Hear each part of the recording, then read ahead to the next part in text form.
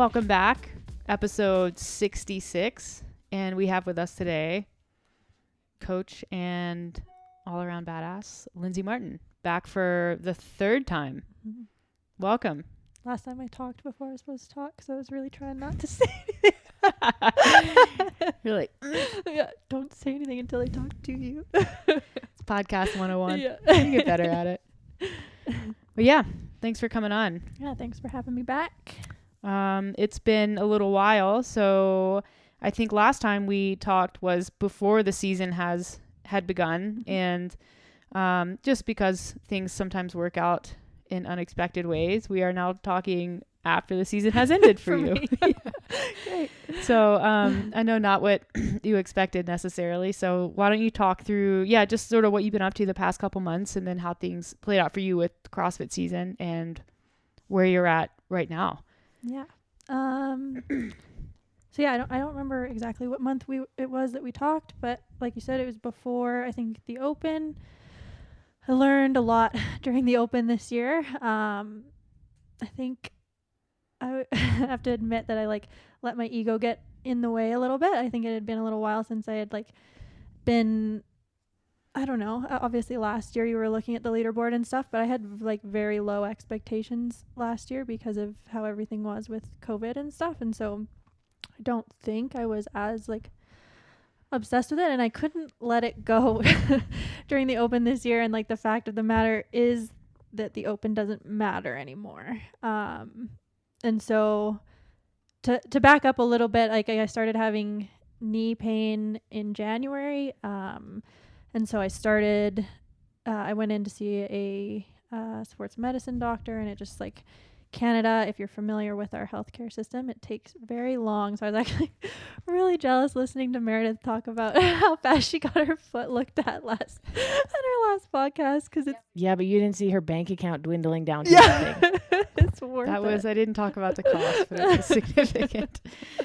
So it's all free, but it takes forever. So basically, by the time I finally got in to see the sports med doctor, it was maybe a couple weeks before the Open, and then I didn't get the injection, the cortisone and hyaluronic acid injection in my knee until during the Open, or right after the Open, so in between the Open and quarterfinals. And so I was really just hoping that the cortisone would kick in and I would be fine for quarterfinals, and that wasn't the case. So I kind of for the Open, I redid some workouts, which it just wasn't necessary. Hopefully Mike doesn't listen to this episode. So which workouts did you? She redid them completely in secret. Mm-hmm. Yeah. Well, okay. So the first one I redid, he knew about because I posted about it on Instagram. So yeah, he made a comment afterwards oh, good job, good thing you redid that workout. It was really close. You were working. And I was like, shut up, Mike. But yeah, that one was kind of I was just an idiot about the box jumps. So I knew that if I just did the box jumps properly, I could get a way better score. So that's what I did. And actually, Brent Fikowski was at OPT the first time I did it, which was really cool. But he was you have to make a box. You have to make a box that's only 20 inches by 18 inches. Oh, he's the one who told you to do that. Yeah, he was like, you need to play the game. You need to have a rope that isn't like these ones at OPT. You need to have your own box that's smaller because it's still regulation. Mm-hmm. And so I'm obsessing over this. I'm I didn't use the box. I jumped like an idiot over the box jumps. I know I can do better. So then I'm talking to my boyfriend Chris about it enough that he goes and gets his friend, and they make me a box. They spend a whole Saturday making me this box. So now it's I literally can't not redo it because I have this brand new custom made box that I need to try out. So I did, and I don't think that one messed me up too bad. It was just obviously you're then missing a training session to redo a workout that doesn't even matter. Did you trust the box that Chris built? Okay, you guys should see this box because it looks like it's so well made. His friend is I don't know what he does, but he builds stuff. He woodworks. Yeah, he woodworks. He has a woodworking station in his garage. So this box is better made than the Rogue boxes, honestly. So yeah, that contributed to me being like, I need to test this box out. Brent's not wrong though. Like that's kind of where the sport is right now, unless you're just like guaranteed shoe in. Like, Well, not necessarily for the open. No. well, no, but it helps to, it's like practice like you want to play. And I think that's like where the open comes in. Like, do you need to have knockout workouts? No, but it's good to go through the motions of like giving a crap about the small details and being really detail oriented and saying like, is this rope the best? Like, am I using the best equipment that I can? Yeah. Because when it's quarterfinals or if you do like another online semi, like those details matter, and you have to practice paying attention to them because it's not easy to get into that mindset. So I even in quarterfinals I went and did, like, we were all kind of doing them together at OPT, but like I know that the short rings are so much better, like the cycle time is so much faster, so I was like, I'm just gonna go to Rise and do it by myself, I guess, because I'm not using the long rings because I can get a way better score on the short ring.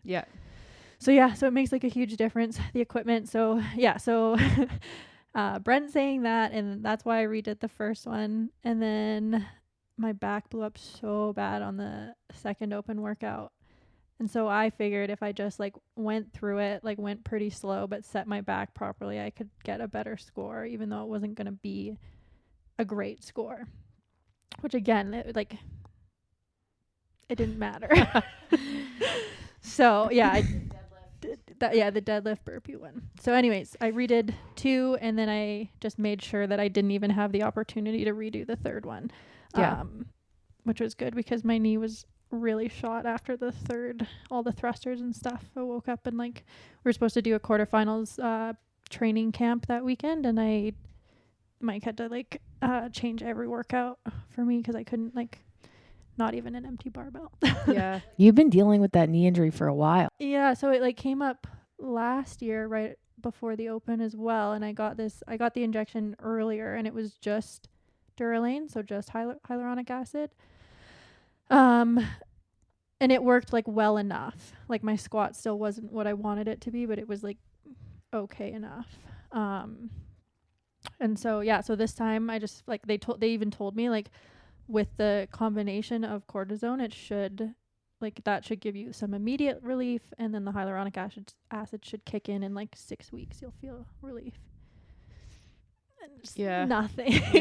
So I've definitely been there with cortisone before. Like the only times I've ever had success with cortisone is when I get it and then I can take time off to like do proper rehab and prehab and stuff. And then when I got it in my elbow and I did basically what you did, which is like, great, I'm back at it. And it did make it feel better initially, but apparently if you really go hard on a limb after you get cortisone, it just doesn't really do what it's supposed to do. So it sucks. So it's a hard lesson to learn. Yeah, it's tough. Where do you think the knee stuff like originated for you? Like I have a feeling that it originated from my ankle. So I tore the ligaments in my ankle. What was that, like 3 or 4 maybe years ago? The rope. Yeah. When you drove my car home. I recall. Mike was like, well, let me know if you want your training modified. I was also on the bike. Yeah, you were. I was right in front of you, and you were like, ow. And you were like, and I was like, oh my God, are you okay? Let me know if you need me to actually stop my workout. You did though. People like commented on that, like, wow, Alex actually stopped her workout to help you. Must have been in really bad shape. I was like writhing around on the ground, and Alex was like, stop moving. I've done that. That is a unique pain. That was also, you also did the open with a broken ankle. Yeah, I have a bad track record. I'm just going to take the boot off and tape it up and do 150 wall balls. Yeah, and row with one leg. Like, just stop. Just stop. Yeah. I can't. My brain is broken. There's something wrong with my head.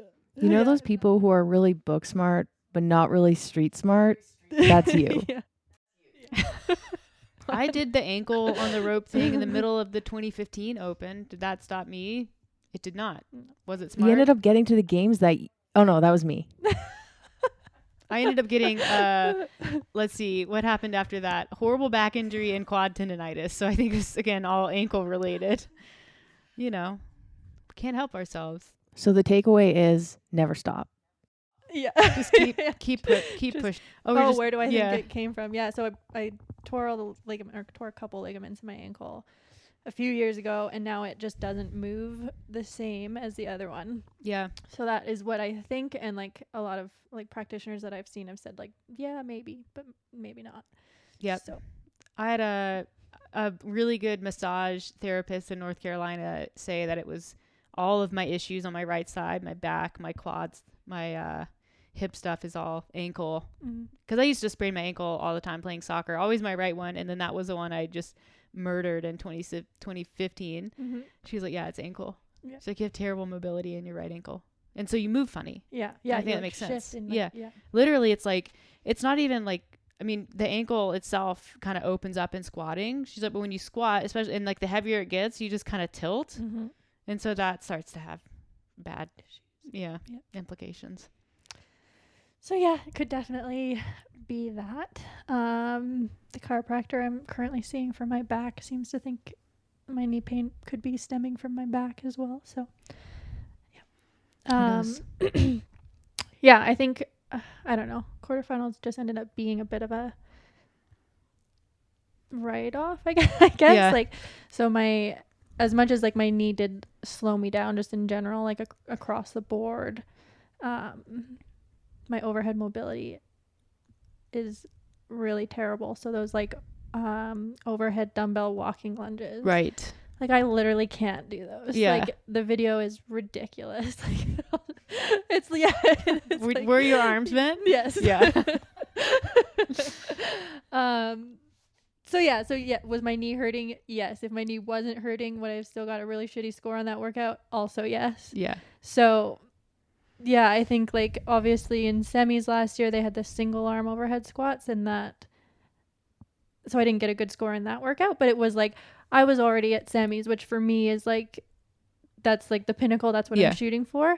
So I don't think, like, to be honest, it wasn't enough of a repercussion for me to be like, I need to work on this, And so like, now it kept me out of being competitive at all. Yeah. And so now I'm working on my overhead mobility literally every day, and it actually is getting a little bit better. So like, I'm mad at myself for not doing it sooner, but hopefully I'll make some changes now and I'll be able to do more overhead stuff. Yeah, the double overhead anything is brutal. And they put in that standard this year where you couldn't touch the dumbbells. I think that a lot of people could probably go overhead and then like smoosh them together and get some stability there. But they said, nope, can't do that. Except apparently if you're like Annie Thorsdottir and a couple of other like big name people who did it and didn't have any issues with their videos, but that's a whole nother conversation. Do we want to get into that and the workout? Yeah. So I think, so I had workout 1 that was just really bad for me, and I was like, okay, like if that's going to be the case, then I need to absolutely crush number 2 and number 3. And I did crush number 2. What was number 2? It was the pistols and the GHD and ring muscle ups. It took me a full hour of like wrapping my knee and doing like activation exercises, and then I took Motrin, Tylenol, and naproxen. Just triple whammy. And a shot of vodka. And some meth. Not feel it anymore. And then I was able to do a pistol. But yeah, it did like finish like 74th or something in that workout. So that was good. And then workout 3 was I saw when those scores came out, I was like, right away, I was like, people didn't do the workout right. Like it was just too complicated. And like the wall ball being to 10 feet for both men and women. Like I guarantee some people miss that. And then the shuttle run being 25 feet there and back is 1. Yeah. People just like screwed that up. Yep. So it is honestly like a little bit disheartening that CrossFit did nothing about it. Because their thing was basically like, we have looked at it and the impact to the qualifiers is null. Like we've decided it wouldn't have impacted the top people. And I'm like, how did you decide that? Like you can't possibly know that until you eliminate those scores. Like eliminate, they're gone. Zeros or whatever. There need to be more disqualifications. Otherwise, no one is actually going to read the rules. Yeah, like what does this mean for next year? Yeah. Like, I don't have to care about the standards. It says 10 feet. I'm going to do it to 9 feet. It says 50 feet. I'm going to do 25. Like, Yeah. I don't know. You see them making adjustments to like some of the top athletes. I don't think they're making the right adjustments to everybody. And then you have that. And it's basically saying that there's two different sets of rules. Yeah. But the problem is that the people who are scoring, like 1,000th, 2,000th place, but not doing that properly are definitely having an impact on the leaderboard in like a way that's impossible to even like understand. Until you like make those changes. Yeah. And see how it falls. Yeah. I mean, the issue with CrossFit is it's such a small organization. Like they don't have the infrastructure to run a large online competition. They know that. So just keep it really simple. Yeah. Like keep the workout simple. You don't need them to be complicated. You can add in skilled components without it being complicated. You make sure that the right people get to semifinals where they can be judged in person. Like it's not a hard concept. They've been doing it with the Open for years. What sucks is it's a small organization and they need to not make it complicated, but they do. And then you have all these people putting all this time and effort into it. And then, yeah, it's just unfair. Yeah. And that, I think it was Brian Friend at the Morning Chalk Up that said, like, it's at the point now where, like, people who are trying to get to semis are dedicating hours of their day to training. Like, they take it incredibly seriously, and all they're asking is that their performance be judged fairly. Yeah. And it's not. And other performances be judged fairly. Yeah. Like, be judged fairly in the context of your peers and competitors. Yeah. So. It's tough. Like it's people who get really, I mean, it's like understandably upsetting, but at the same time, I'm like, they've been doing this shit for years. Yeah. And yeah, I do get that like the very top people are still making it on. Like no one like, I don't know, Tia Claire Toomey still made it, like Mal O'Brien still won the Open. Like, so like they are still getting the right people to the games, but I just think that like, there are people whose goals are semifinals. Yeah. So I don't know. Yeah. And like, it's like with the amount of training, and you can't take away from someone like that. You can't say just because someone was taking the last qualifying spot for semis that they're like, that the person right behind them doesn't matter. Yeah. Like they do matter. And it's, those are the people that get affected by this kind of thing. It's not the people in the top 10, but they're working just as hard to get to that stage. So it has to be, you have to respect that effort and treat it with the same consideration, I think, which isn't happening, but maybe one day. We can hope. Thanks for letting me come on here and voice my oh no, yeah, CrossFit. That's what we do. we do. That's basically why we have a podcast. It's so fun. There's like this thing, when you're in the circle, I don't know, the CrossFit circle. They've really had a problem for many years on like with dissent or disagreement or just saying like, hey, this isn't right. So I think that it's important to be able to voice that. But the guy, do you follow Hiller Fit? Yeah, I started because of all of this. Like, final stuff. So this guy's on Instagram now and on YouTube. He's also the head judge now. Yeah, Alex was like, oh, the head judge. And I was like, oh, Alex, no, that was a joke. It's April 1st. Yeah. I fell for almost every single one of those. Except ours. Yeah. Tydax had one. They had like a bar or a rack for like a bar and plate. No, that was a that Lico. went on your car. That was a Lico. Oh, I was like, oh, it's a Lico. Yeah. I was like, oh, what? What, so your barbell can rust? I was like, Alex, April 1st. Every single time. I follow this like backcountry ski lodge, and it was like so-and-so backcountry lodge purchased by @Vale something or other. People in the comments were losing their minds. They're like, corporate sellout, this and this and this. Like, I can't believe you would sell out to Vale. And they were like, guys, April Fools. Check like, the date. Why would Vale buy a back? Yeah, anyways. But no, I love that guy because he's basically saying all this stuff that either like we have said and just gotten like shit all over, or that I think and I don't necessarily put out there. But Danny Spiegel put in the completely wrong score. Yeah. And then on the other side, Annika Greer gets kicked out. Like, She didn't submit a score, and I'm like, what's the difference? I mean, like, I know, I agree that Annika, Mhm. like, you should have checked your score. Yeah. But Well, a lot of people don't, and she didn't have a score and didn't have a video. A lot of people put up videos with dead links, and they're not doing anything about that. So you can put up a score and like not have done the workout or not, like, don't have a video, and you can basically either like hope that they don't reach out to you about it, or when they do, say like, oh, I typed in my URL wrong. Here's the video recorded on a day that I don't know.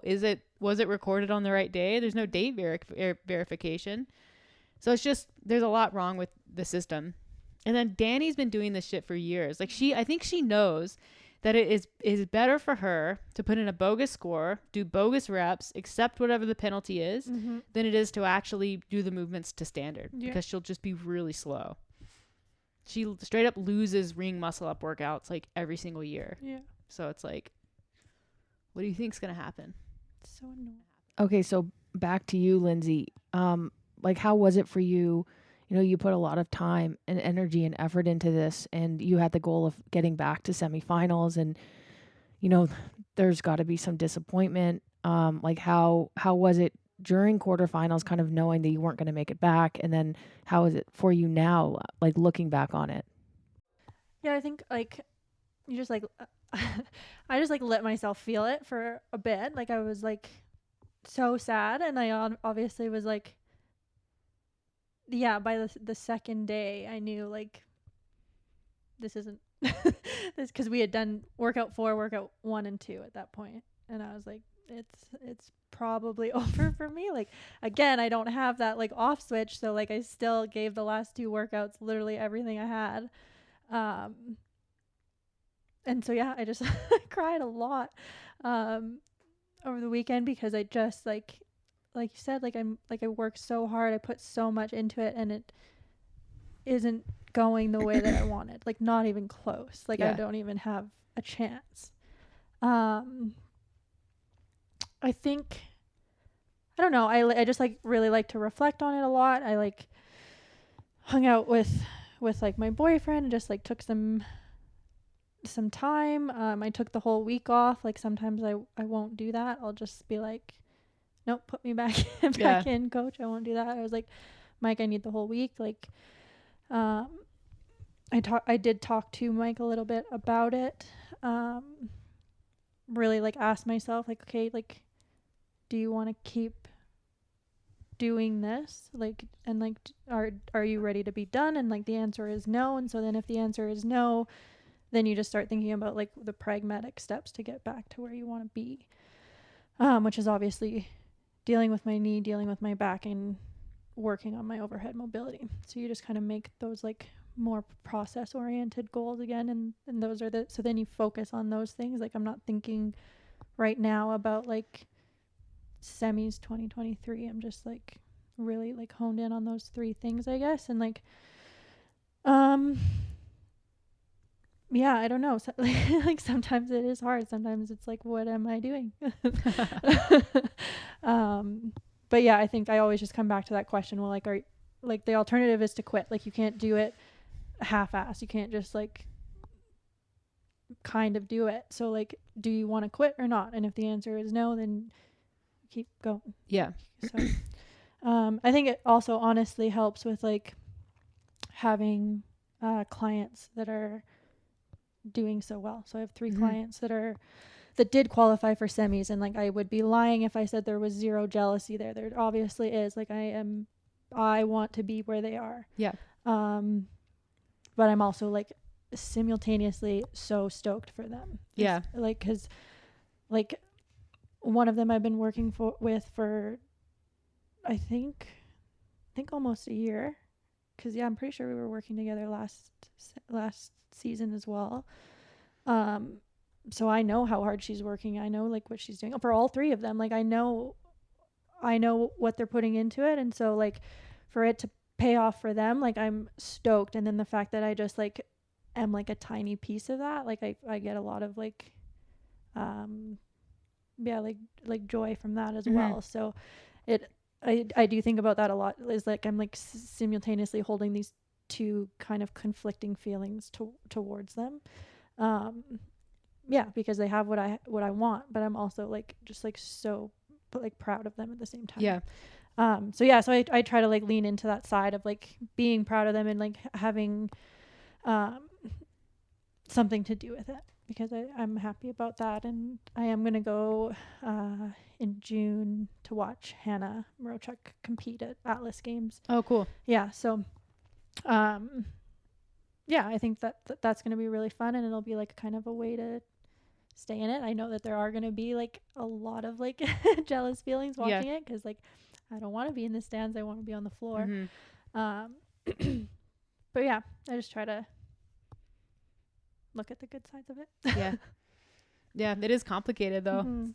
A lot of emotion, I think, but For sure. that's high level competition, I think, in anything.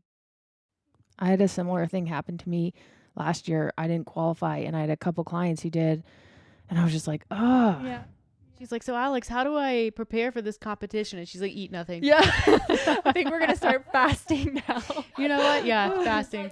Yeah, like even for me, watching semifinals last year was really tough. I think even though I had decided I needed to take a step back from CrossFit and had kind of started running by that point, it was still difficult for me. And I think anytime you want to qualify, you're trying to qualify for a competition and you don't make it, watching other people compete is going to be difficult. But on the flip side, I think for you especially, it's just going to provide a lot of motivation for next year to get back.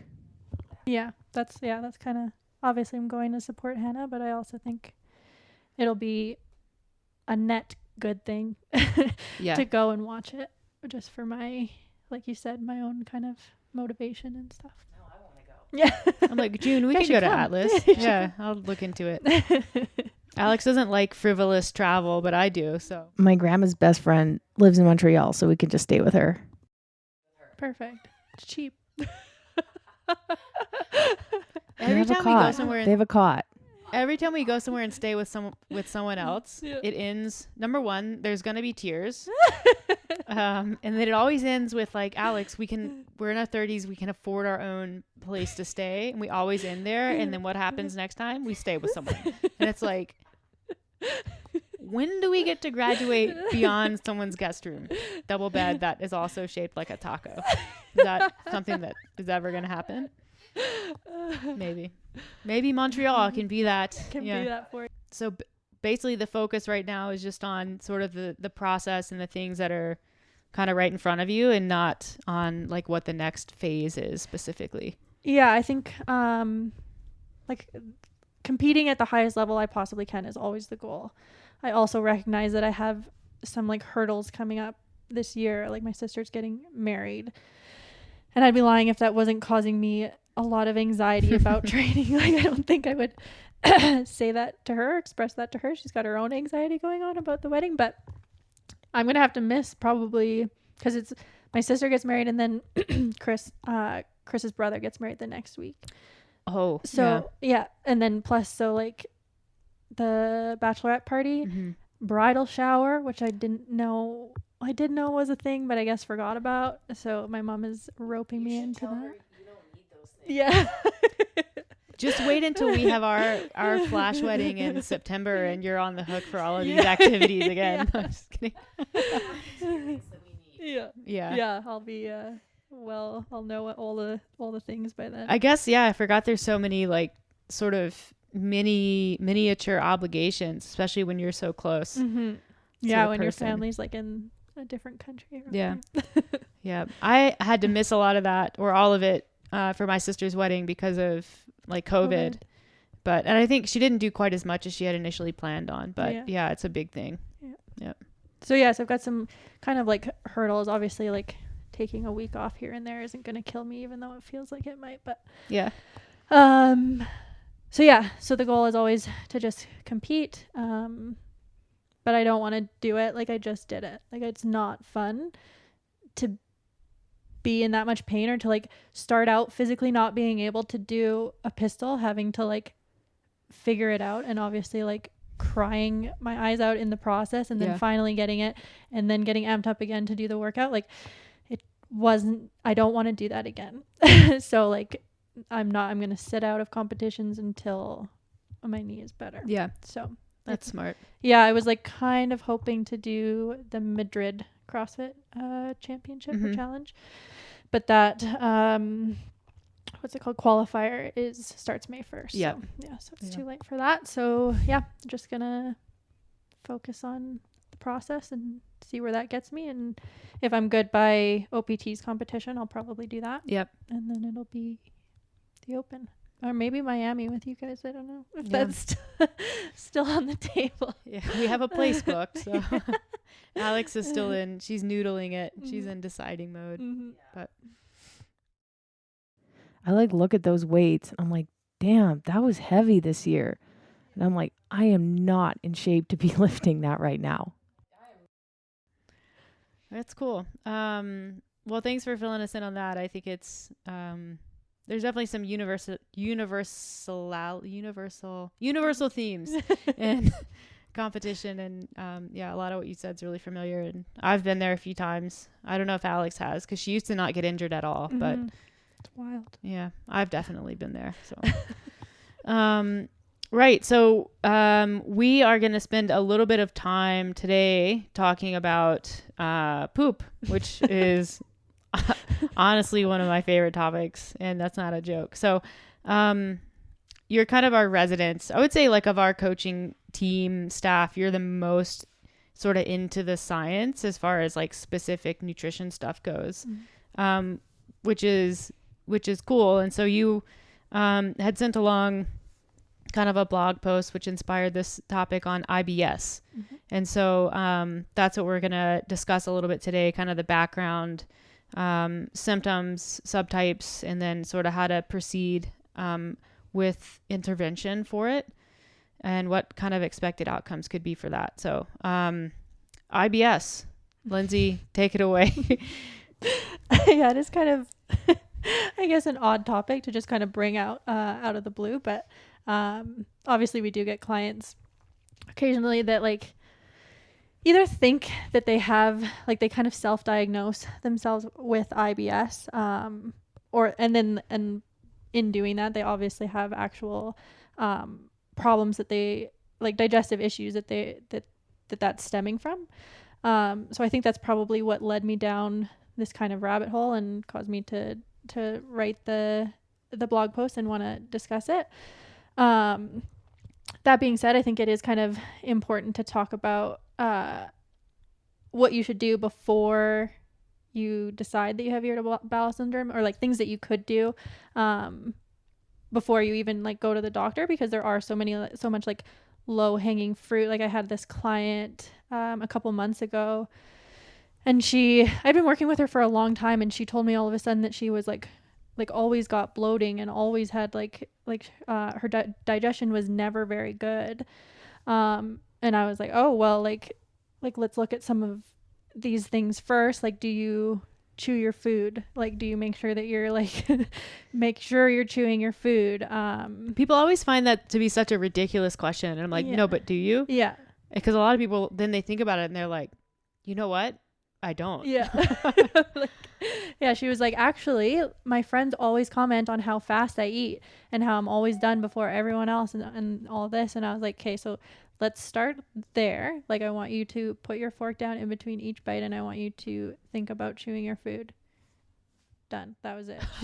That's amazing. Literally it. We didn't need to go any further than that. So yeah. I think like making sure that you don't jump to these like elimination diets right off the bat, because they're obviously very difficult to stick to and to do, when you could literally just chew your food, maybe go for a walk after you eat. Definitely manage your stress. Like, that's always an underlying thing with all of this, even with IBS. Like, there is that CNS part of it, and like managing your stress is a huge thing. Yeah. And then again, just for like people with any kind of digestive issues, again, without even going into IBS, like looking at your fiber intake. Is it really, really high, or is it really, really low? So I think you guys have maybe mentioned this on the podcast before. Like, people will be like, oh, like I'm so gassy. Like I'm having a hard time with like bloating and stuff. And you look at their logs and they're eating 70 plus grams of fiber a day. Yeah. And then you just bring that down and it helps. Fixes it. Yeah. I think that's like classic, well, it's, like foods that contain fiber are healthy. Yeah. Therefore, more of those foods is a good thing. Yeah. When it definitely reaches a point where that's not, there's no longer a good thing Yeah. and can cause those issues. Yeah. So yeah, so that would be kind of something that you would want to look at before. So as far as what IBS actually is, it's a functional gastrointestinal disorder. It affects approximately 10 to 15% of the population. And it's actually more common in females than males, which I didn't know until I started looking into it. Yep. Like I said, it does involve your central nervous system. So we've got the gut-brain axis, and it's also characterized by microbial dysbiosis. And then you have an altered immune and inflammatory response in the intestine to food. And then obviously with that, you're going to have an increased awareness and sensitivity to gut distension. So I'll get a little bit into that a little bit more, but it seems like they've done studies where the amount of bloating from a certain food will be the same, but only in those with IBS is there pain. So we have this like visceral reaction to the bloating that like normal people don't have. So that was interesting. So they don't always know what the root cause is. It can be from like an infection, so you can get it from like a bacterial infection, or it can be completely non-specific. The big thing with IBS specifically is that there's no structural damage or biochemical abnormalities like there would be in IBD. So you actually see like damage to the intestine with something like IBD, or with celiac disease, you're actually getting like an attack on your tissues because it's an autoimmune thing. So it's looking at it's recognizing these things as like pathogens or something that needs to be destroyed, and it ends up damaging your digestive system in the process. So that's what it is. And then as far as symptoms, in order for it to be considered IBS, you have to have at least 2 of the 4 symptoms that I'm going to mention here, and they have to be going on for 6+ months. So it has to be... It's a long time. Yeah, that you have to just deal with it. Yeah. So there has to be either altered stool passage, so straining or urgency, or incomplete evacuation, bloating, distension or hardness, which is made worse by eating, and then the passage of mucus. So 2 out of 4 of those need to be present in order for it to actually be considered IBS. I guess if you only have one, then tough cookies. SOL. Yeah, I guess probably going back to some of those like more basic things would hopefully help something like that. There's 4 types, so 4 subtypes of IBS. So we've got diarrhea predominant, constipation predominant, mixed, and then uncategorized. So when they go to treat it, there's going to be differences in how they treat each subtype, especially in between the diarrhea and the constipation predominant one. So in order to diagnose it, once you like get to the actual clinic, they need to rule out anything else. So they're going to make sure that you don't have IBD, obviously by making sure that there's no actual structural damage or celiac disease or anything like that. So once they've ruled out those things, we've got first line treatments, so things that they're going to try to do first before going on to the second line intervention, which is an elimination diet. So the first one is kind of close to what you would do, like what I talked about with people with just kind of like general digestive issues. So you want to just make any dietary changes that might help. So you want to decrease alcohol and caffeine. You want to lower spicy and fatty food intake. And then as far as fiber intake goes, that's where it kind of disperses, I guess. So for subtype 1, for diarrhea predominant, you want to decrease fiber intake. Obviously, this is going to be temporary, and there's pros and cons to doing this. So like we already mentioned, fiber is super important for nutrient absorption and just like proper emptying of the gut and stuff. So it's not something that you want to do long term, but it might help to decrease symptoms, kind of make things get back to normal, and then you can start introducing more fiber again, hopefully. So recommended fiber for women is 25 grams per day, and for men it's around 35. So what would low fiber look like? I think it would be like as low as possible. So you'd probably be looking at like less than 10. Yeah, I'd say sub 10. Yeah. You want to basically get rid of like fiber-induced gut motility. Yeah. Try to slow things down. Yeah. Clog it up. Yeah. Plug it up. Literally. And then on the other end, constipation predominant, we want to increase fiber, particularly soluble fiber. And there was a study that showed that flaxseed was potentially more effective than psyllium husk. Psyllium husk is usually what's in like Metamucil or like your typical like fiber supplement. So it's kind of an interesting note that flaxseed was actually more effective. A lot of people will point to dairy, and that was also another interesting thing as I was looking through this stuff, is that sometimes it's just not. Like dairy actually isn't one of the like most one of the things that causes a lot of symptoms. Like usually it's kind of like doesn't matter if you have it in or not, as like obviously unless you have like a lactose intolerance.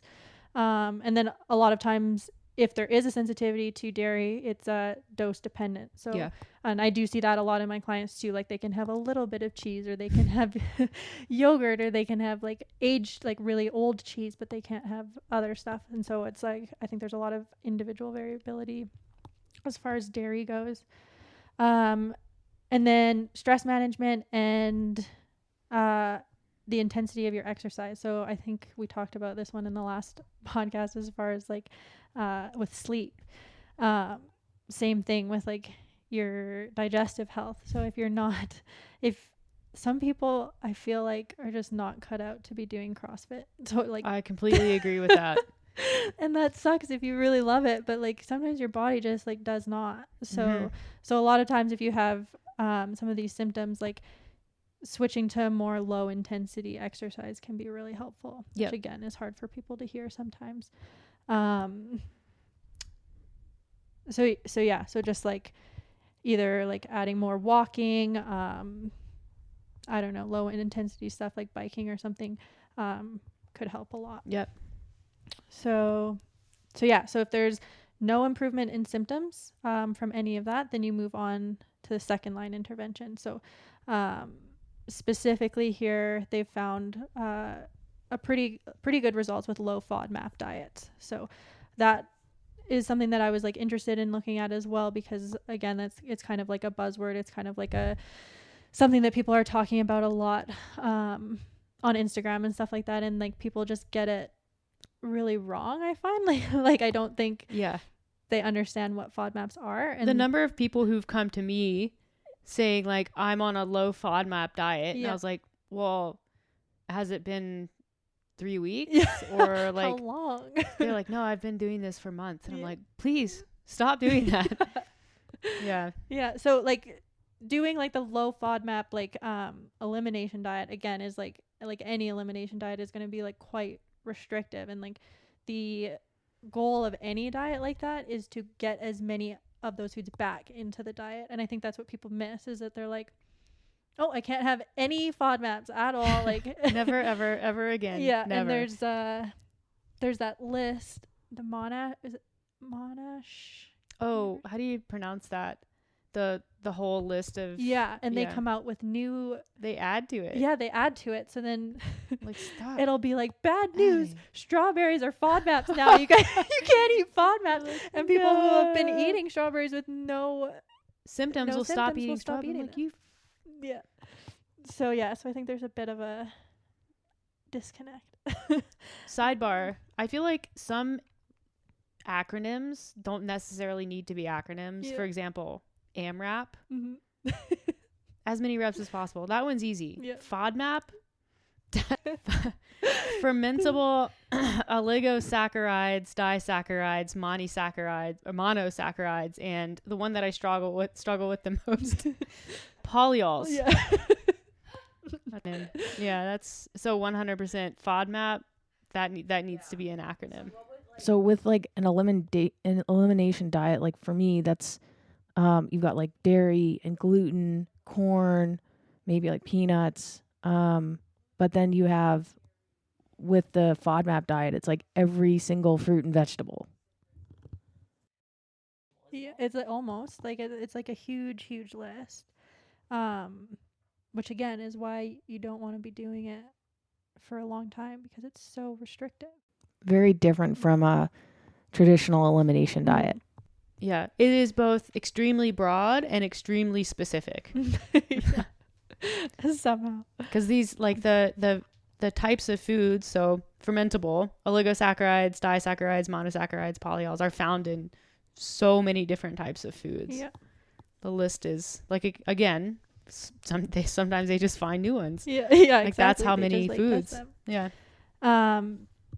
So they're like those things like oligosaccharides, disaccharides, monosaccharides, polyols. Those are 4 different things, and they can affect the gut differently, like similarly for a lot of them, but differently.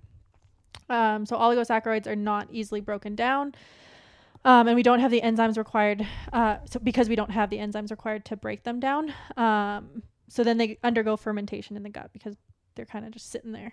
So then they produce more gas, hydrogen or methane, and that leads to bloating, pain, flatulence.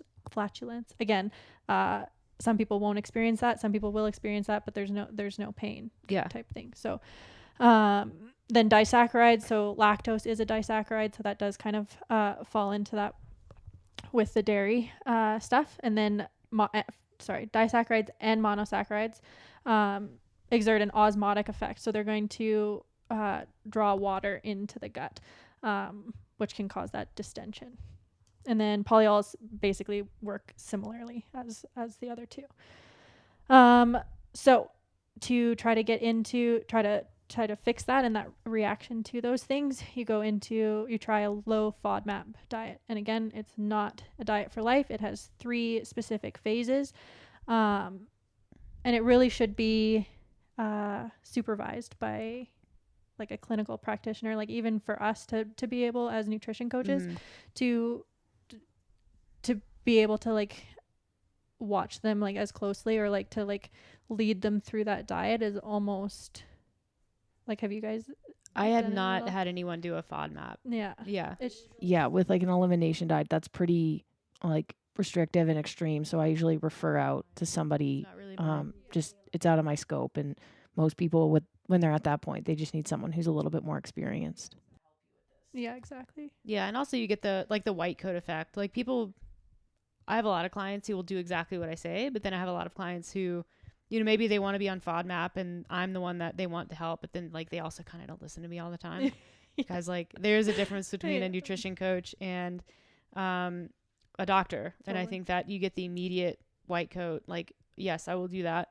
And like that's not to say that everything doctors say or do is correct, but you generally get a higher level of compliance when it's coming from a clinical where I find I can play a role, even if people are doing a elimination diet outside of my scope, is just to make sure that they're getting in the recommended macronutrient ratios and calorie intake, especially if it's like a more active person, just because when your diet is very, very restricted, your intake can be greatly reduced. So making sure that person is eating enough throughout the 6 to 12 weeks, however long the diet is, can be really important. Yeah. Because they are quite extreme. Yeah. Yep. And so I think I've tried to help someone through 2 clients, and both of them, like, it was just like they got not even a weekend. They're like, I can't do this. Yeah. Like, it's like, I can't eat anything. And I was like, I know, like I tried to tell you. So then we try to like walk it back. Like, let's try not eating, like really pay attention to like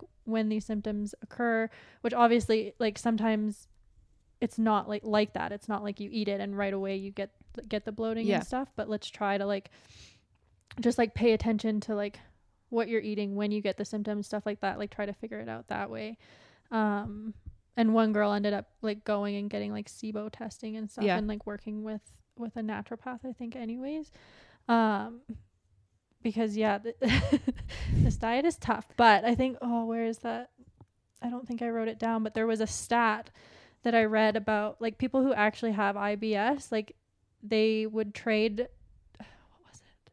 It was something crazy. It was like, I would trade 10 years off of my life, like off of the end of my life, for relief of these symptoms. Like, that's like how much it is like impeding on their quality of life. Yeah. So I had IBS. I mean, I'm looking at this list here and I'm thinking to myself, like, yeah, this kind of fits the bill. I mean, for the last like 6 or 7 years, I've been doing all the testing and like I did the full elimination diet. I did IgG testing, celiac testing. I've had multiple stool samples. I got a scope done, and you know, it's all coming back, and it kind of just comes down to stress. And I think back and I look at the timeline, and it all started when I was like 20, 21, 22, when my sister died, and I went to school a couple weeks later, and I was in Alaska by myself, and my anxiety was really high. And then I got home, and basically like I had some therapy, and then I went and I was writing the LSAT, and then after that I went to law school, and then I was working in a really high pressure law firm when I was articling, and then While also through all that doing CrossFit. I was just gonna say that. Of all of the While exercises doing to be doing. Mhm. But I think to go back to the first line treatments, just because you mentioned it, and I wanted to go back, because FODMAP and any elimination diet is quite extreme. I think that with the way like people kind of miss the boat on the first line treatments because they don't commit to doing them for long enough. Like I think number one, people don't know what stress management actually means, what that means for your day to day. They aren't willing to improve their sleep for an extended period of time, like lowering intensity with exercise. People who are into CrossFit are like, hey, so you want me to run or walk for what, like a week, 2 weeks? And like, no, I want you to do that for 6 months. Yeah. And I like at the same time, I want you to, do some cold exposure and like manage your stress, like do some meditation, like incorporate breath work, like prioritize sleep, all of these things. Like it has to be done for longer than I think people are willing to do it, which is strange to me, because then the next step is obviously elimination diets and eliminating potentially, types of foods for many years, when in reality, like had you just given the first line treatments more than 2 or 3 weeks to work, they would probably work. The feedback loop with the gut brain axis is really crazy, and the impact that it can have on like serotonin, which impacts like happiness, motivation, all of that kind of thing. Like, man, you can really get stuck in a bad place with that when you're like your gut's dysfunctional, you're stressed about that. Like that's also causing you more stress, which feeds back into the gut. And also feeling stressed, thinking that you're intolerant to a food. Well, they've done research that a lot of like a gluten sensitivity is psychosomatic. Yeah, people and just believe that it's a problem, so it's a problem. And I don't know, like we've seen so many intake forms come across, our emails, and so have you. Like I've started to notice trends with age groups, and so I would say like the elder millennial, and what's the generation before us? I never know. Gen G. Y maybe. You just make it up. I would say like mid to late 30s into your 40s, and then obviously the boomers. Like when it says do you have any allergies or sensitivities, the answer is usually no. Maybe dairy, but if they do, they're like, I am literally lactose intolerant. Like they have a problem or an actual allergy. And then you get into younger millennials and Gen Z, and it's like, do you have any allergies or sensitivities? And it's like this, like just long list. Anything that has ever come up on an IgG The test. best is when you look at their logs and you're like, wait a sec. But it's so interesting, and they've done, they have done research, or they've done surveys, and they have found there's a generational correlation between dietary sensitivities, and all it is the perception that there is a sensitivity. Maybe they've done an IgG test. Maybe they just think gluten is bad, and so they've decided that they're sensitive to gluten. They've decided everyone is sensitive to gluten. Okay, on that note, I have a slightly embarrassing story. And it's not embarrassing for me. It's more embarrassing for Brenda. Basically, she's been trying to get her fiber up, and the other day she tells me, I have a really great way of getting my fiber up. I've been having some Raisin Bran every day. And I'm like, Raisin Bran has gluten in it. It's bran. And she was like, it does? I've been feeling fine. And this is somebody who's completely been gluten-free for like 4 years. So I'm here thinking, well, maybe I'm okay. I mean, maybe I should try eating gluten. Sure enough, now I'm eating gluten. I had regular pizza the other day, and I'm fine. Is it possible for you to say these two words back to back? Eating gluten and not eating gluten. Just out of curiosity. Eating gluten. Eating gluten. Eating gluten. Yes, we sure are. Okay, as embarrassing as that story is, it speaks to your points. We were in the grocery store just yesterday, and Alex goes to the freezer section. She's literally holding up a bag of gluten-free bread like she's just caught a fish. Like, that's how she's holding this thing. Like, look at this 18-pound bass. And she's like, can I stop buying this now? And I was like, But part of me is worried to make a sandwich with regular bread. Mm-hmm. But I will eat a scone. I know I'm not the only one out there. I'm working on it. yeah, you're crazy. There's probably a support group for like Yeah, I thought I had Gen food Zs. sensitivities, but I realized I don't. Hi, my name is Alex, and I'm intolerant to gluten. It has been 4 days since I last said I am intolerant to gluten. But yeah, there's all this. It's like there's a generational link. I guess we'll lump you in with Gen Z here. Well, you had lots of symptoms, I guess. But yeah, it's and it's all in your head. Like, you can manifest like digestion issues. That's possible because you can stress out about like, oh my God, I can't believe I just ate cow's dairy and I thought it was goat's Those dairy. farts were real, Meredith. When? You're like, oh my God, really? That was just the broccoli though. But yeah, it's wild. But anyways, that's just to go back to the sort of psychosomatic gut brain stress link. You can make things worse by stressing about them 100%. Do you guys ever get the clients that come to you with their like IgG tests? Oh yeah, just the other day. Yeah. And I hate having to be the person who's like, because they're expensive, aren't they? they are, and it's Yeah. it's always like, well, I went to my ND and I was like, well, that's your first problem. I got this through my ND, and it says I'm sensitive to, it's always gluten, eggs, dairy, like it's always those three, and I'm like, well, okay.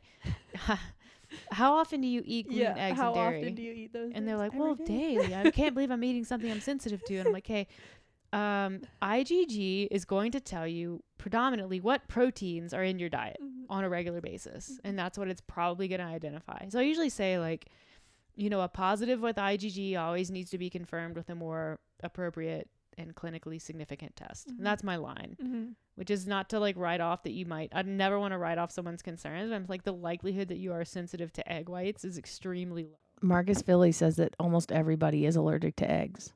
Oh, about how almost everyone is sensitive to them and this and this. Allergic.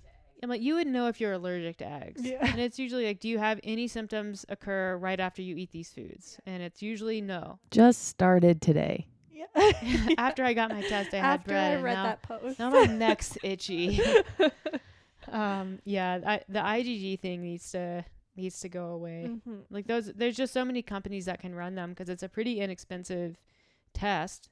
And then like doctors, like you can't get it covered by insurance for a good reason. And so, yeah, there's people out there making a lot of money on IgG tests because they're bullshit.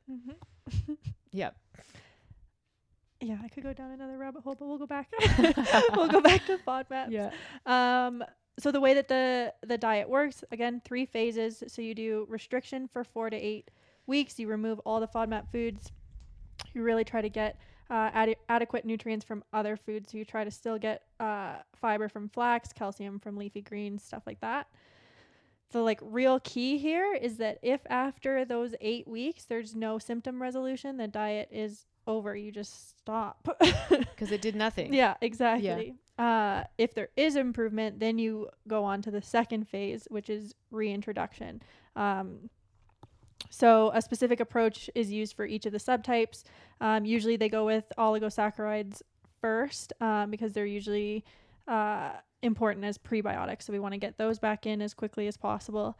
And then we need to assess the personal threshold tolerance to these specific FODMAPs. So you can, again, like I mentioned before, you can have, a threshold. So like you can have a little bit, but you can't have more than this set amount. And again, that's personal and individualized, and that's something that you kind of need to assess. So again, with like the reintroduction phase, so you do this 8 weeks of like a very restrictive diet, and then it's still restrictive. You add like one thing back in, and you wait and you see if symptoms come up, and if they don't, then you're good. Then you can take that out and put something else in. Like, it's not an easy thing.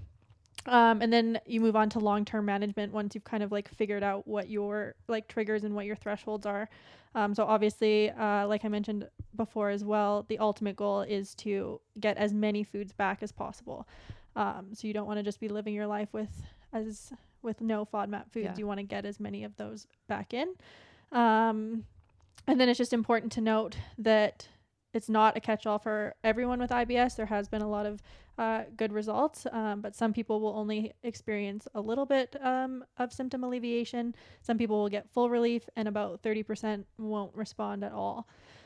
And then in that case, I don't know if you would go for like more kind of like intrusive testing, or what you would do. There are some like autoimmune, like Crohn's, like there are some autoimmune disorders that could be, which I guess you would sort of assess for those first. Yeah. Mm-hmm. But yeah, you could have IBS and then still not see full resolution from this. Then you have what's probably called idiopathic Yeah. IBS, which idiopathic is the fancy word for we have no fucking idea. Yeah, we don't know. Which is not funny, because anyone with an idiopathic anything is probably just really frustrated. Yeah, for sure. It's just kind of a funny word. Yeah. But yeah, so I guess like the main thing that you want to like touch on with that is that you should not embark on that on your own. It should definitely be something that is led by a professional who knows what they're doing and can help guide you through it, because otherwise it's going to be even more terrible to go through. Yeah. And you want to, like, the reintroduction period is really important, because that has to be done in a pretty methodical way for you to get any actual answers from it. Yeah. And then the tolerance, I think it's really important, and that highlights the difference between a legitimate food sensitivity and an allergy. Because anytime, or a lot of times, I guess, when there's a sensitivity, like you said, that's not going to be a yes or no. It's not quite as binary as an allergy. It tends to be like there is probably a threshold to it. I was just thinking, so the FODMAP, like, you've seen the list of foods. It's quite extensive. So let's say someone goes on a FODMAP diet, but they're only routinely exposed to maybe 50% of what's on that list. What then would happen? I guess there needs to be some awareness of when you're out living your life, and let's say they identify one or two specific foods that they have a threshold intolerance to. And then they're out and about and they eat something that maybe at a restaurant or like a friend's house that is on the FODMAP list, but wasn't something that they were previously exposed to and therefore wasn't like reintroduced. They could have a return of like full on symptoms, or at least some symptoms to that. Yeah. So I guess it's sort of, I don't know what the question here is. I guess it's important to have sort of an ongoing awareness that like food environments can change, sensitivities can change, and that it's like the FODMAP or any kind of elimination diet really should also arm you with that awareness and how to be at least somewhat objective about your diet on an ongoing basis. Yeah, just have that kind of like knowledge going in, and then at least be able to look back if you have like recurring symptoms and be like, oh, well, I ate this at this person's house that day, so that's probably. And I haven't had eggplant in 6 years. You know, like that kind of thing. Yeah. Because it's not reasonable to say like you have to eat everything on this list before like do a proper like, you know, run-in period on a FODMAP protocol. But there is that possibility that you're exposed to a food that you didn't include before and you didn't include in the reintroduction, and that would potentially have symptoms. So it's probably not a one and done thing. But it would be if you're like at least smart enough. You could say, yeah, I did have eggplant that is on I don't even know if eggplant was on the list. I think it is. I don't know. It's a weird looking food, so I assume. You know, and I haven't had that, so it was probably that I will remember this going forward, or maybe, you know, eliminate eggplant from that point forward and then eat it again in 8 weeks. I don't know how you would do that, but yeah. That's interesting. I've never personally struggled with IBS, but I know a lot of people, or a handful, who have struggled with those symptoms, and it is quite something. I'm glad I didn't know you when you were struggling with it. It seems like I was single for most of it. Yeah. I feel like it's probably common. I don't know why. I don't know if I was single because I had issues, or I had issues because I was single. That was also in your in between time, girls and boys. Girls and boys. Yeah, so I think you hadn't transitioned over. I was never into boys at any time. Yeah, it was just they were your beard. That's fine. We've all been there. No, that's really interesting though. You know, so I safe to say you know a lot about poop. Yeah, I learned a lot about poop. Has anyone ever sent you a photo? No, that's been described in quite lengthy detail, but never quite a photo. Yeah. Photo hits a little different. Yeah. Like don't. Not that I can say from experience. Yeah. No.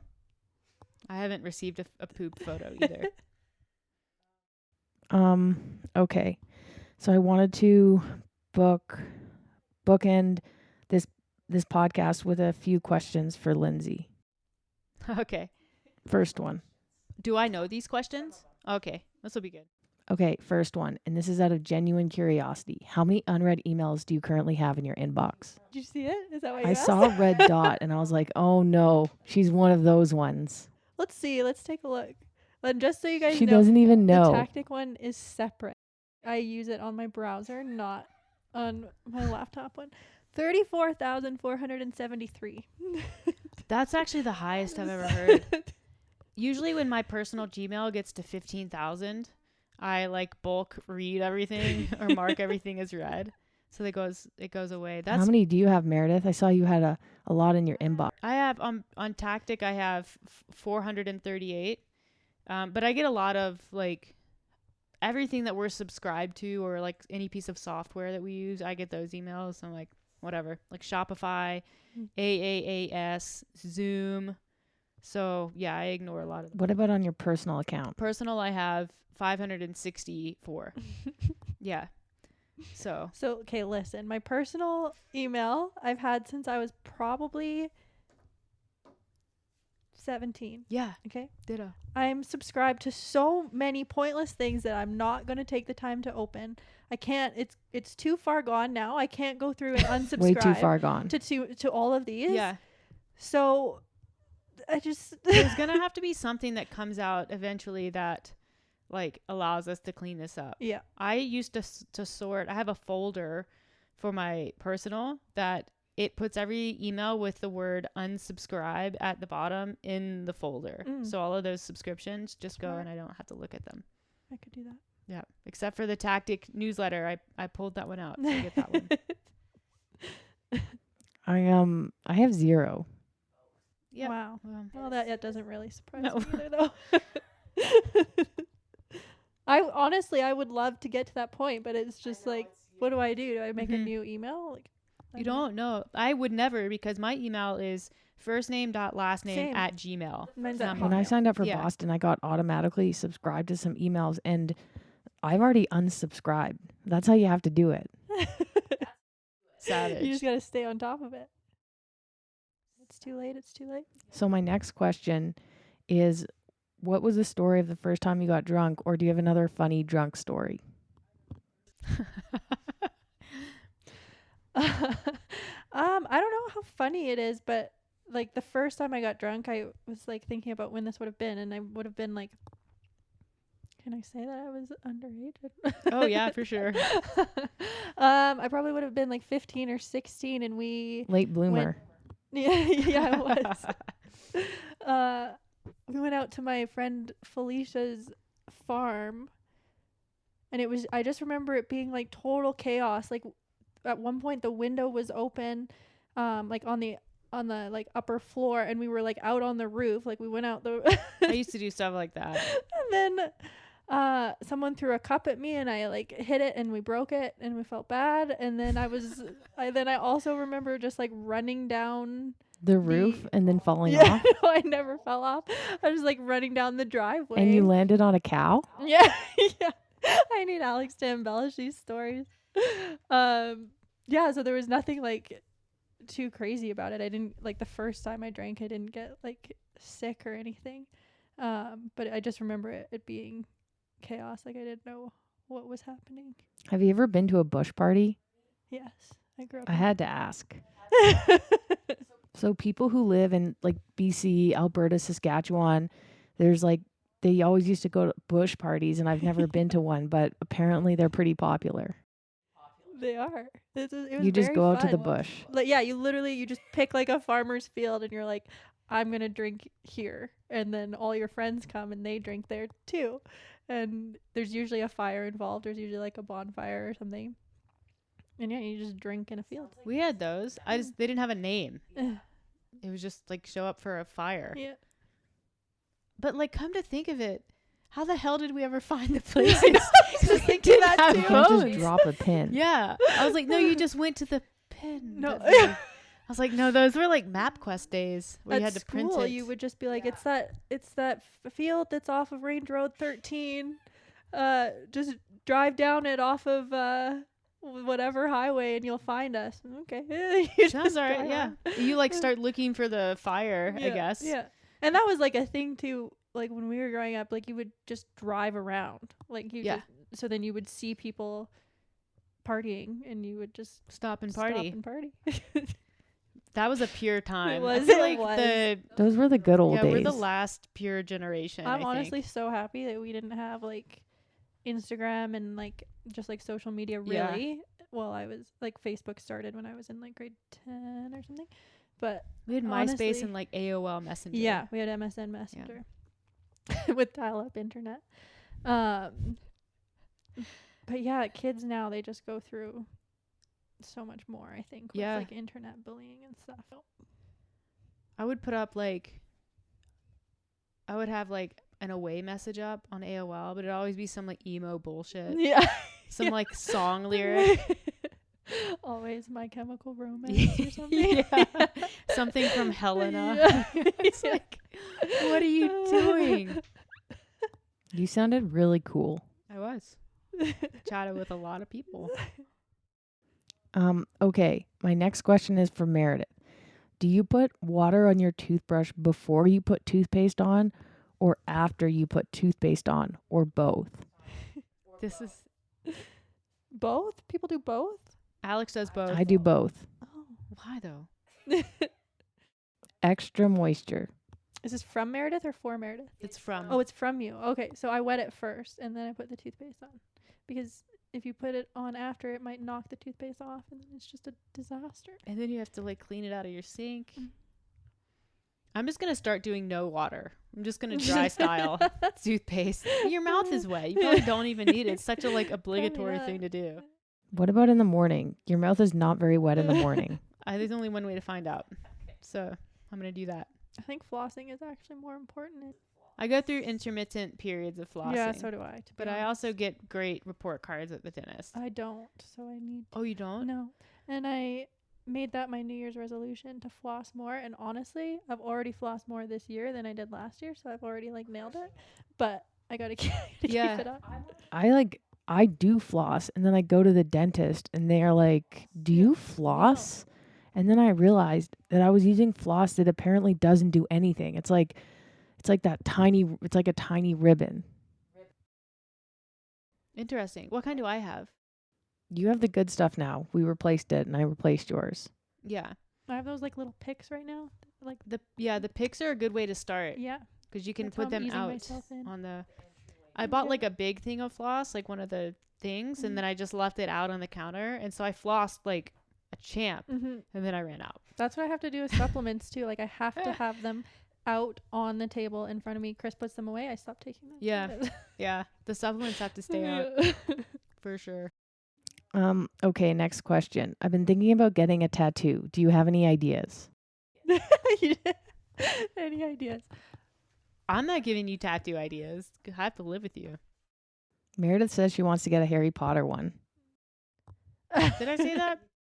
I saw a girl recently that has like a wand tattooed on her forearm, like Like the whole length? like the whole, yeah. That's kind of sick. I wonder what kind of wand it Yeah. was. I'll ask her. I was thinking, and be honest, tell me if this is a bad idea, but I was thinking like a tiny little black and white cat, but like maybe just the outline of it, of the ears. On So it'll be like a on stamp. what part of your body? I think that's fine. Yeah, I mean, it sounds very unobtrusive. I love cats. I need ink under my skin. After I got my most recent one, I decided that I've crossed the threshold now, and now I just want to be covered in them. Yeah. So yeah. So I have my next one planned. I was talking to a girl actually, and it's gonna be on my forearm and basically be like a band with like flowers around it. Also. Are you gonna do like a sleeve eventually? Yeah, just like I like that. Yeah, I think Why it's- not, may right? as well. I have a client who's going head to toe, like Really? neck down, whole body, Yeah. and he's really close. Wow. Yeah, he's got How his. does he have enough ideas? You know, like how do you like something enough to have? I think he a just full kind of like body? he has some themes Yeah, I and then guess lets you the can. artist just do. I'm like, that's also a lot of money. Yeah, it is. I mean, I don't know what whole body costs, but it's got to be in the like tens of thousands of dollars. I was talking about this the other day with like tattooing too. Is that like when I got my first one, I was 18 or something, and so like my sister and I literally just like Googled like tattoo artists near me, and we Yeah. like booked the first girl that came up, and like went and got these birds tattooed on our rib cages, and then The bird's always the first. You got a Always. bird. What's your first one? and now with like Instagram, like you can vet these people. You can go and like look at all their work and decide like what kind of like what's it called, style you like. Yeah. And then like all the good ones now, their books are closed because I know. everybody's getting tattoos now. Where like before you could vet them. Yeah. But here's how that goes. You show up at the tattoo parlor. There's the book. And there's the book, and you're looking at it, and you're going in your head. You're like, "Fuck, I don't like any of this stuff." Yeah. But you know what? I'm here, so like, Literally what happened. that's how that We got- goes. Because you're like in your head, you're like, "No, I really want one." So it's just like dopamine Yeah. everywhere. Just all of That your was body's me. full of dopamine. But I'm still happy with mine. Yeah, Oh, you I guys' know. tattoos Yeah, are I mean, nice. like probably got lucky. I got lucky. Did you get lucky with the birds? You like It's the fine. birds? Like yeah. I would like it, again. I was 18, so I'd like it touched up. But yeah, Yeah. we like all things considered, we got lucky. Yeah. My sister, I think on our 18th birthday went and she has stars on her foot. She has like 3. I'm like, that's such a typical like early 2000s 18-year-old tattoo. You're like, I Yeah. want stars on my foot. It was when the foot tattoo was the thing. Yeah. Yeah. Well, that's good. I don't know what kind of tattoo I would get. I was thinking about adding to my bands. Mm-hmm. I'm worried about the band, honestly. Like, how do they keep it so straight? I'm like worried that they're gonna like.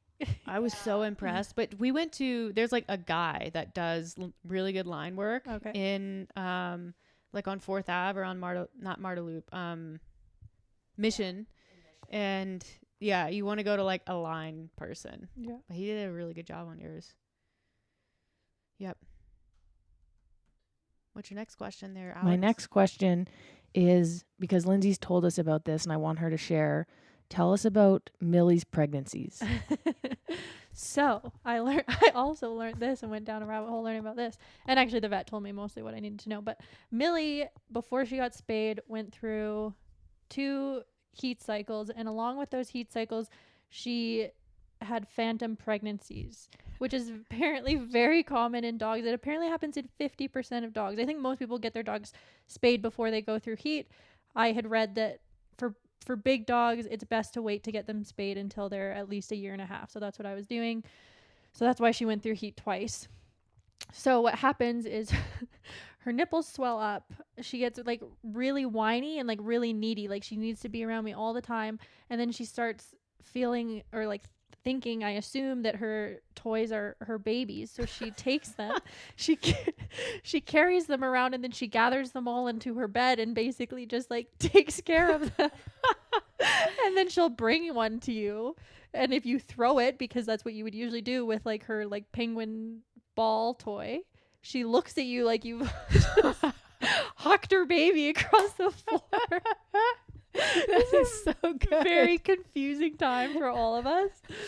She was very upset during most of it. Like, I just felt bad for her mostly, but yeah, her nipples were quite swollen for quite a while. And her like personality changed a bit. I mean, you said Yeah. like sort of emotional and sad. Yeah, and so then she got like really protective of us. So like Millie is a very social dog, like to the point that it's embarrassing. Like she doesn't give the other dog a chance to like meet her. She just like goes and tries to like immediately play with them. But when she was in this like phantom pregnancy, she didn't like other dogs, and she actually kind of attacked another dog at the dog park. It was like enough that the lady was mad at me, which was like reasonable, but Millie had never done anything like that before. I had no reason to think that she was going to do that. Did you explain that she thinks she's pregnant? How much time do you have? She's phantom pregnant. I just gotta explain. Do you see how big her nipples are? So That woman was probably like, holy shit, get that dog away from me. She's gonna snag those things. apparently sometimes dogs even like fully lactate. Like she could like, cause okay, so this is where it comes from, is that like because they're descendants from wolves, apparently the alpha female wolf would have the puppies, and then the other female wolves would stay behind and take care of the puppies, so they would have to produce milk also so that they could feed the puppies. That makes sense. So That's basically Millie is a beta. That's big beta energy from Millie. Big beta energy. Oh man, that's so good. Yeah. That's a great story. It's a good time. Millie. Mm-hmm. All right, well, this has been awesome, so thanks for coming on again. Mm-hmm. You're extremely knowledgeable and well spoken, and we always enjoy having you. And we have another topic, so we'll do this one. We'll do it again soon. Yeah. So thanks for listening, everyone. Like, subscribe, share, and we'll catch you on the next one.